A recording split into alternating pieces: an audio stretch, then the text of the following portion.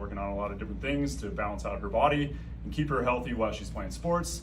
So it's a good example to use somebody like her, one, because the psoas muscle is partnered with a muscle called the iliacus. Those two muscles that run through from the spine, the psoas from the spine, the iliacus from inside the pelvis, are part of the pelvic floor. So keeping pelvic floor health is also very important, aside from hip health and the balancement of the pelvis and the movement of the SI joints and the health of the spine. But also, a lot of times we focus so much on the hip flexor region, which is very global to the hip and not necessarily specific.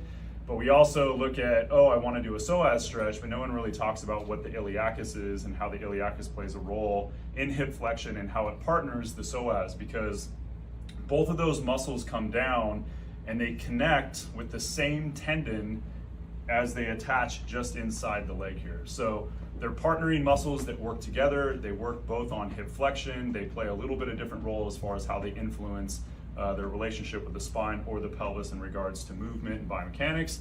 But most importantly, they have a fascia or a connective tissue between both muscles that are part of the pelvic floor and part of the hip and all these areas that we try to keep in balance of the body.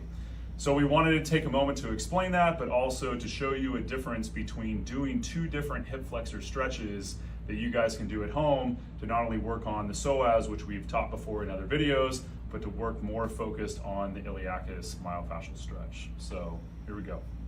What we're going to go through is we're going to go through our psoas stretch. Now there are variations to the psoas stretch to get into different parts of the psoas, whether you're working more towards the spine attachment or more towards the hip attachment, or working more with the forward fibers or the anterior fibers of the psoas, or more of the posterior lateral fibers. Today we're going to look at more of just the general posture, which we've taught before in our hip sequence, because this is more attainable by most everybody, and if you get some regularity with this, it's going to be very beneficial for you. So you're going to be in what we call a kneeling posture or serving knight posture, and what she's going to do is she's going to stay up nice and tall. She's going to shuffle her foot a little bit wide because I want to make sure that she has a good base underneath her so she doesn't feel like she's going to fall over. The next thing I want is, as the foot is wider than the pelvis, I now want the foot to be more forward of the knee. So go ahead and walk that foot up here. Great. But start back here over this down knee. So on this down knee, she's going to pivot. She's going to slide her foot wide. So go ahead and slide that foot out wider.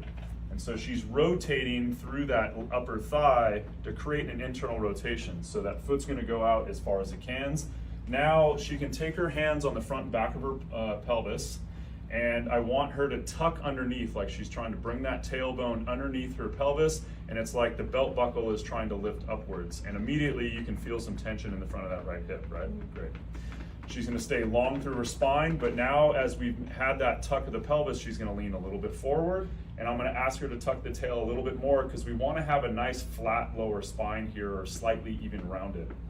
She can take her front arm away and rest it on her thigh to keep her in this forward position. She's going to take her right arm in this example and reach it forward. We're going to get that Eldoa palm facing out forward so that the palm is out. She's going to stay nice and long through her spine away from her pelvis. The front knee is going to stay a little bit wide. And then as she maintains the tuck of the pelvis, I want her to shift forward into the stretch. And that's going to give her more hip extension. So as we work on hip extension, she's going to maintain the tuck of that tail. So I want her to maintain the effort that she's scooping underneath. The belt buckle is going to turn a little bit open away from that front leg. That's going to increase a little bit of tension there. And then the rest of it is her really working to elongate through the stretch by lengthening through her spine, by pushing with her arm, by having this front knee reach forward away from the down knee.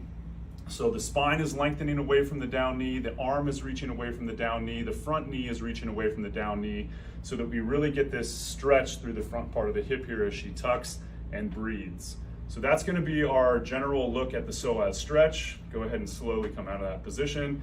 What we typically do in a stretch like this is we do it 3 times 30 seconds. We can do that on both sides. It's important to do it on both sides because they do have a link between themselves on either side of the pelvis, so we want to balance that out. Next, we're going to look at the iliac stretch. So this next stretch, which is really our different stretch, looking at the iliac muscle, that iliac muscle is inside the bowl of the pelvis, and if that muscle gets tight as a hip flexor, it'll actually rotate the pelvis forward on that one side, which can create a torsion on that side. And actually torsion, especially what's most important for females, is to manage pelvic floor balance, and if the pelvis rotates, all the contents of the pelvis also rotate, which could be a problem for a lot of different reasons, right? Okay, so we're gonna be in our same setup. The foot's gonna be forward. It's gonna be wide, so we have a good base, so if I was trying to push her, she wouldn't fall over. She's gonna pivot on this knee, creating an internal rotation of the hips, so that foot's gonna slide out wide. She's going to tuck her tail. She's gonna stay up nice and tall. Now, we're gonna work in elongated position of the spine. We're gonna work forward to get into a hip flexion. So I'm actually gonna keep both of her arms up this time. And she's gonna press those palms forward as she tucks her tail. She's gonna elongate through the ceiling. I want her to shift a little bit forward into that stretch with her pelvis, like you wanna put more weight on this front leg. Good, right there. And you can feel the stretch in the front of that hip. Now, the difference here is I want her to turn, you have a bone on the front of your pelvis, but if you think about the right hip in this example, she's gonna turn her right side of her pelvis towards her left knee. And what she should feel is that tension goes kind of deeper inside the hip there, or inside the pelvis, as she maintains a really good tuck. So think about this part of your pelvis being a wheel, and you want to turn the wheel backwards. So you want to scoop underneath yourself as much as you can. Like you want to lift the front of the pelvis here, turn towards this front knee. Excellent. Lengthen through the spine. Push those arms up and away. Breathe. Think about this knee as reaching down through the floor and separate between both knees. Lengthen through the crown of the head, push your palms away. Really turn that pelvis, especially on this side that we're working underneath us, as we turn inward with that hip, like we're trying to face this knee with our belt buckle. Slowly relax that. Slowly get out of that position. Again, 3 times 30 seconds. It's very, very important that you, when you do those stretches, that you do them paired together, because if you just stretch one part of your hip flexor, you create an imbalance between the tissue, and that can cause some inflammation, or that can cause a different torsion of the pelvis, or potentially be problematic, not only for the hip itself, but for the pelvis and the contents of the pelvis. So iliacus myofascial stretch, psoas myofascial stretch. Try both of those out, see if you feel the difference between both of those.